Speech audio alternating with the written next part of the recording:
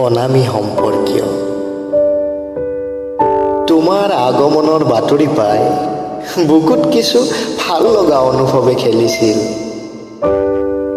বিষযুক্ত কবিতাৰ কোলাত উলাহৰ কিছু ছন্দই পখিলা হৈ নাচিব ধৰিছিল। যৌৱনে যাদু কৰি থোৱা মনে জোনৰ সপোন দেখাজনীক আপোন কৰিব খুজিছিল। মই কিন্তু তেতিয়াও ইমান বিলাসী নাছিলোঁ। অন্ধকাৰৰ সামান্য জোনাকীজনীয়ে মোক হাঁহি এমুঠি দিছিল।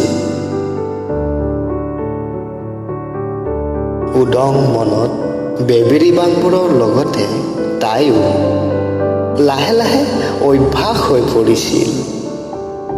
যদিও মগজুৰ অংকবোৰ অনুৰাগৰ ব্যৱধানত নিমিলিল। সেয়া কোনো প্ৰেম নহয় বুলি জানো, কিন্তু কিয় নাজানো, মিছাতে অভিমানী কথাবোৰত হৃদয়খন মম হৈ গ'লে। সংগোপনে ৰাখিব চেষ্টা কৰা কাহিনীবোৰ ধীৰে ধীৰে কথোপকথনৰ ৰাগীত নিজে নিজে ওলাই পৰে।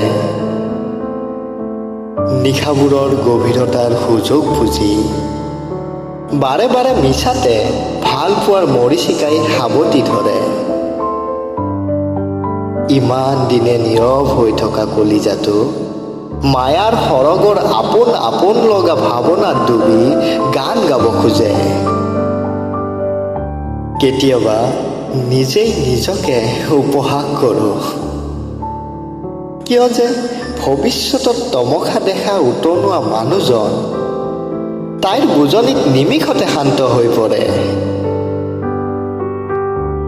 আচলতে কি এই অনামী সম্পৰ্ক?